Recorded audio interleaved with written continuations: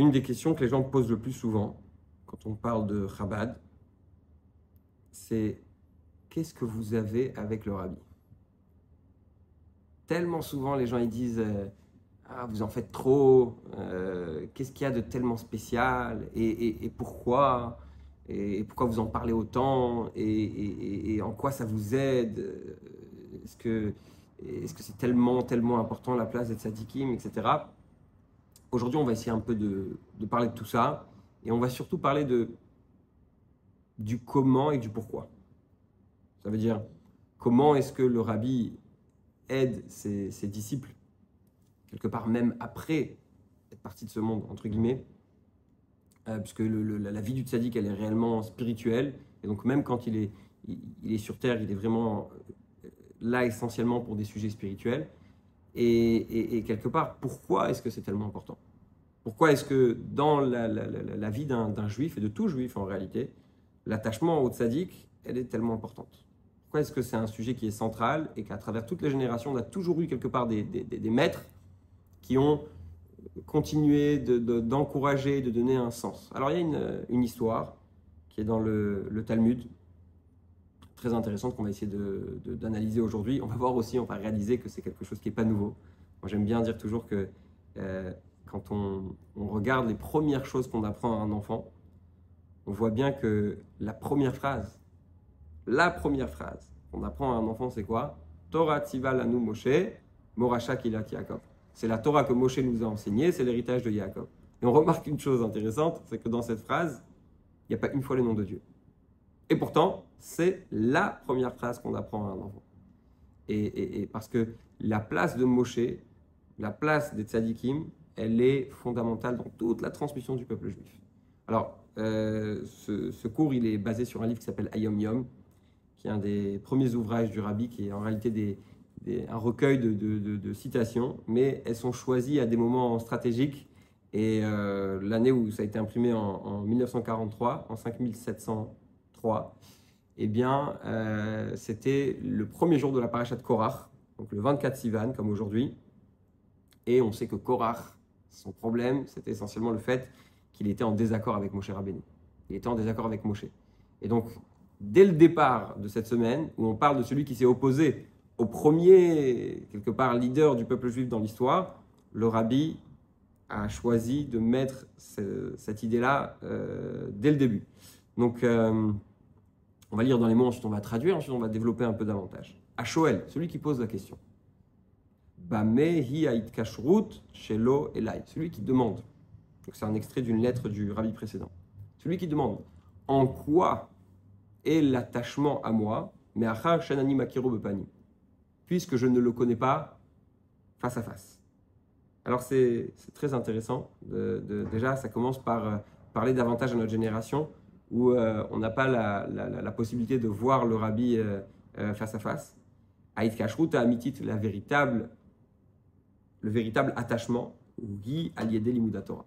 Déjà, ça commence par l'étude de la Torah. Et j'ai envie de dire, déjà, ça répond un peu à la question du débat, parce que quand on ouvre les enseignements du rabbi, le rabbi ne parle que de prier Dieu, que de s'attacher à Dieu, que de faire de Dieu une réalité dans sa vie. Donc, quelque part, le rabbi lui-même, il nous montre le chemin dans le lien avec Hachem, il nous accompagne là-dedans. Shoulomed Amamari Chassidut chez lui, quand il étudie les textes de Chassidut et qu'il lit les sichot et qu'il s'attache, alors ça c'est très intéressant, vous savez ce qu'on dit, dis-moi qui sont tes amis, je te dirai qui tu es. Et donc, une des choses qui fait partie du lien qu'on a avec le rabbi, c'est de fréquenter aussi des gens qui sont dans ce même, on n'a pas dit de fréquenter que des gens comme ça, mais de fréquenter des gens qui sont dans le même élan. Alors il va y avoir un engouement, il va y avoir un intérêt commun, etc., et qui s'attachent aussi avec les Talmidei Atmimim, ceux qui sont à la Yeshiva. Ils ont un attachement particulier avec les enseignements du rabbi dans leurs études, Veitva Adutam et dans la Farbrengen. Le Farbrengen, c'est un sujet central, on a eu l'occasion d'en parler à différentes reprises, et qui fait les enseignements du rabbi, qui fait le Teilim, et qui garde des temps d'études. Eh bien, ça constitue l'attachement avec le rabbi. Ok, maintenant on peut passer à quelque chose d'intéressant qui, je pense, explique aussi cette notion. Il y a une Gemara qui dit que Rabbi Eliezer est tombé malade. Et il y a beaucoup de monde qui est venu le voir. Et ils lui ont dit chacun une phrase. 3 rabbis qui étaient présents, qui lui ont dit chacun une phrase. Le premier, il a dit, Rabbi Tarfon, il a dit, Rabbi Eliezer, tu es plus important qu'une goutte d'eau. On va expliquer après, on va développer. C'est un peu, les phrases, elles sont un peu étonnantes. Pourquoi? Parce que la goutte d'eau, elle sert dans ce monde, et toi, tu nous amènes dans ce monde, tu nous procures quelque chose dans ce monde et dans le prochain. Bon, on va développer encore une fois chaque phrase après. Rabbi Yoshua lui dit, Rabbi Eliezer, tu es comme le soleil, mieux que le soleil. Le soleil, il est clair dans ce monde, et toi, tu es clair dans ce monde et dans le prochain. Et enfin, on a Rabbi Elazar ben Azaria qui dit, tu es mieux qu'un père et qu'une mère.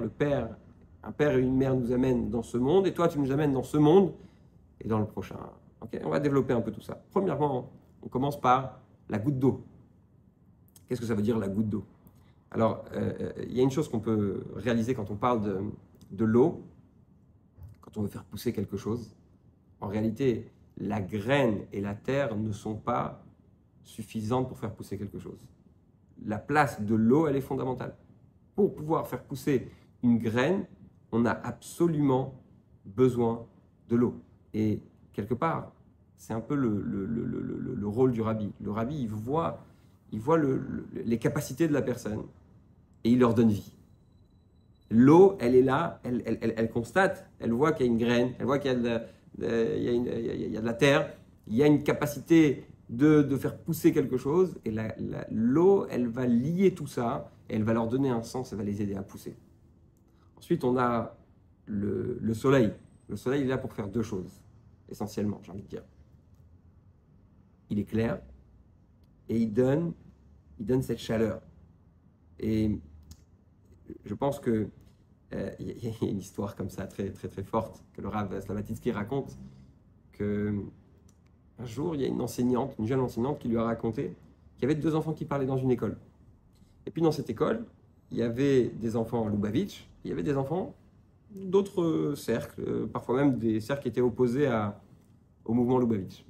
Et puis, c'est vrai qu'aujourd'hui, on a un peu moins l'expérience de ça, et Dieu merci, il y a beaucoup plus d'unité au sein du peuple juif, mais on va dire que c'était à une époque où, peut-être dans cette communauté, il y avait une certaine réticence face au mouvement Chabad. Et puis, la petite fille non Chabad, elle dit à son ami Chabad, de façon, tu sais, les enfants, ils parlent, ils sont toujours très, très sincères. Et elle lui dit, tu sais, mon père, il déteste ton rabbi. Et sans attendre, la petite fille Chabad, elle lui dit, mais mon rabbi, il aime beaucoup ton père. Pourquoi? Parce qu'il y a cette éducation et cette perception qu'on a du rabbi, et sur toutes les histoires, et la façon du rabbi de se comporter avec cet amour et cette chaleur, qui fait qu'une petite fille a été capable de dire, ah, ton père, il déteste mon rabbi, mais sache que mon rabbi, il aime ton père très très fort. Ça, c'est une histoire très, très, très, très forte. Je vais raconter aussi un peu une idée comme ça. On voit ça dans les shluchim du rabbi, ceux qui ont été envoyés par le rabbi à travers les générations, même jusqu'à aujourd'hui, puisque les premiers qui ont été envoyés continuent de partager cette mission avec la génération d'après. Et en réalité, le rabbi, il a même dit que chaque juif, quelque part, est un envoyé d'Akadosh Baruch Hu dans le monde, un envoyé de Dieu dans le monde pour faire le bien, pour faire la Torah, etc. Et j'ai un ami qui était à Bangkok. Et là-bas, il y a le Rav Nechemia Vilelem, qui est très très connu, qui a écrit des livres, qui est une figure quelque part. Et il l'a reçu dans son bureau. Et il lui a parlé un petit peu du travail qu'il fallait faire. Là, il reçoit beaucoup de touristes. Il y a un grand restaurant. C'est un peu différent d'un Bet Rabbad tel qu'on a l'habitude de le voir en France, etc. C'est les Bet Rabbad dans les endroits pour les touristes. Et il lui a dit, écoute, dans les campagnes de mitzvot que le rabbi a lancées, oui, comme tout le monde connaît la campagne des Tfilin par exemple, il y a aussi la pureté familiale, il y a aussi la mezouza, il y a aussi le fait d'encourager l'étude de la Torah. Bref, il lui dit, nous, ici, on met le focus sur l'amour du prochain. Bon, ok, très bien. Et il lui dit, mais attends, il faut que tu comprennes. Il dit, tu sais, c'est quoi un frayeur en hébreu, un frayeur, ça veut dire un pigeon. Il lui dit, oui, un pigeon, ouais, quand on nous prend des fois pour un pigeon. Il lui dit, nous, je vais dire en hébreu parce que c'est tellement plus parlant, il lui dit, Anachnu frayerim beratzon. Nous, on est des pigeons, mais volontairement. Ça veut dire que quand quelqu'un y vient et qui pense user de nous, et qui pense nous avoir en essayant de profiter, mais c'est exactement pour ça que je suis là. Je suis là précisément pour t'aider. Je suis un pigeon volontairement.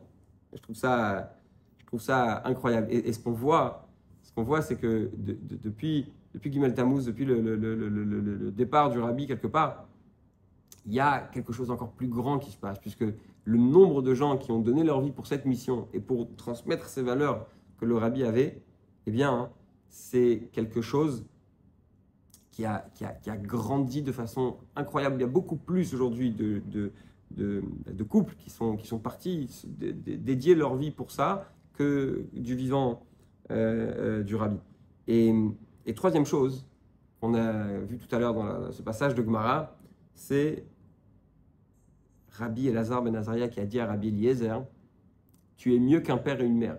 Parce que le père et la mère amènent dans ce monde, nous amènent dans ce monde, et toi, tu nous amènes à ce monde et au prochain. La particularité des parents, c'est le fait que les parents ont cette force de donner une attention à chaque enfant. C'est-à-dire que généralement, on a des familles avec plusieurs enfants, et puis le challenge des parents, ça va toujours être de se dire, est-ce que j'ai donné la même attention à chaque enfant? Est-ce que j'ai été capable de nourrir les besoins physiques, de nourrir les besoins émotionnels de chaque enfant? Et le Rabbi, il a déjà mis ça au clair dès le départ. Dans le premier discours du Rabbi, qui est un discours très célèbre pour plein de raisons, parce qu'il annonce quelque part le fait qu'il veut amener la Shrina sur terre. Enfin, c'est un sujet en soi, c'est un sujet très intéressant. Mais il y a là-bas quelque chose d'exceptionnel, c'est qu'il y a beaucoup d'histoires, beaucoup d'anecdotes. Dans les autres discours du Rabbi, on ne trouve pas autant d'anecdotes. Il y a un paragraphe là-bas où il y a une histoire sur chaque Rabbi dans le sujet de Ahavat Israël, dans le sujet de l'amour du prochain. Et le Rabbi cite plusieurs histoires. Et quand on regarde, on voit que la majorité des histoires, presque toutes, il me semble, sont des histoires sur l'amour du prochain, certes, mais qui sont sur sur l'amour du prochain, plus l'amour de chacun. Je vais développer ce que je veux dire. On raconte que l'Admour Hazaken, l'histoire qui est racontée là-bas, le jour de Kippour, a enlevé son talit, a arrêté sa prière. On peut s'imaginer déjà qu'est-ce que représente la prière de chaque juif. C'est un moment très important, c'est le moment le plus important de la journée, la prière du matin. À plus forte raison quand il s'agit de l'Admour Hazaken. Rabbi Shneur Zalman de Liadi, le fondateur de la Chassidut Chabad. Sa prière, elle a encore plus de force Shabbat. Elle a encore plus de force pendant Yom Tov. Et Yom Kippour, c'est le plus haut niveau le plus haut niveau de la prière qu'il a pendant toute l'année. Il arrête sa prière, il va s'occuper d'une femme qui vient d'accoucher. Visiblement, la famille n'était pas là. Et donc, il va couper du bois au jour de Kippour. On a le droit pour s'occuper d'une femme qui vient d'accoucher, elle est en danger de mort. Et il va lui préparer à manger, etc. Ensuite, on a une histoire avec l'Admour Saïd, d'un jeune homme qui est venu le voir et qui lui a dit « Rabbi, j'ai beaucoup de mal avec les erreurs de jeunesse que j'ai fait. » Et l'Admour Saïd va lever sa manche, il va lui dire « Tu vois, ces blessures que j'ai, ces blessures, elles sont dues aux erreurs de jeunesse que tu as eues. » En d'autres termes, il voulait lui dire « Je suis attaché avec toi et je vis ta souffrance. » Et puis, on a plein d'histoires comme ça, qui sont vraiment des histoires de un à un, one to one. Et en fait, il y a un rab qui écrit dans un livre qui s'appelle Abba, un livre qui parle essentiellement d'histoires qui ont lieu avec le Rabbi, mais sur un plan vraiment très personnel. Et là-bas, il dit, la première chose que le Rabbi a voulu me montrer, c'est j'aurais pu raconter des histoires avec l'Admour Hazaken, où l'Admour Hazaken a fait des choses incroyables. On a raconté l'histoire tout à l'heure avec la femme enceinte aujourd'hui Yom Kippour. Il y a une histoire qui raconte que quand l'Admour Hazaken s'est marié, il a voulu que la dot, c'est la coutume à l'époque de donner une dot pour le jeune couple, c'est une somme d'argent assez importante pour pouvoir commencer la vie. Les beaux-parents donnaient. L'Admour Hazaken a dit, je me marie à une condition. C'est que la dot, j'en fais ce que je veux. Et quand il s'est marié, il a donné l'intégralité de la somme, qui était une somme très importante parce que son beau-père était très riche. L'intégralité de la somme a été donnée à des pauvres. Et j'ai envie de dire, si tu as envie de raconter une histoire où l'Admour Hazaken est généreux et l'Admour Hazaken fait preuve d'amour du prochain, mais raconte cette histoire. C'est beaucoup plus intéressant. Pourquoi je vais raconter une histoire où il fait du bien à une femme enceinte? Raconte l'histoire où il a donné tout son argent, toute sa dot. Vous imaginez quel problème ça a dû lui faire avec son beau-père? Parce que peut-être que ça s'est très bien, je pense que ça s'est très bien passé, mais il faut oser. Le rabbi n'a pas voulu raconter une histoire où l'Admour Hazaken parle à tout le monde. Il a voulu raconter une histoire où l'Admour Hazaken parle à chacun, où il a un lien personnel. Et donc, en somme, quelque part, ce qu'on a compris ici, c'est que s'attacher à un rabbi, c'est pas chasvé shalom, Dieu préserve, mettre le bon Dieu de côté. Au contraire, c'est renforcer la émouna qu'on a. Et en réalité, le sujet central, si on peut dire, c'est que, on dit toujours, c'est écrit dans beaucoup de livres, que le peuple juif, c'est un seul corps. Le rabbi, c'est la tête. Et donc, pour que la main fonctionne bien, il faut qu'elle soit rattachée à la tête. Et le tzaddik, quelque part, c'est pas qu'on prie au tzaddik, c'est on est main dans la main avec le tzaddik, et le tzaddik, il nous aide à servir Dieu de la meilleure façon.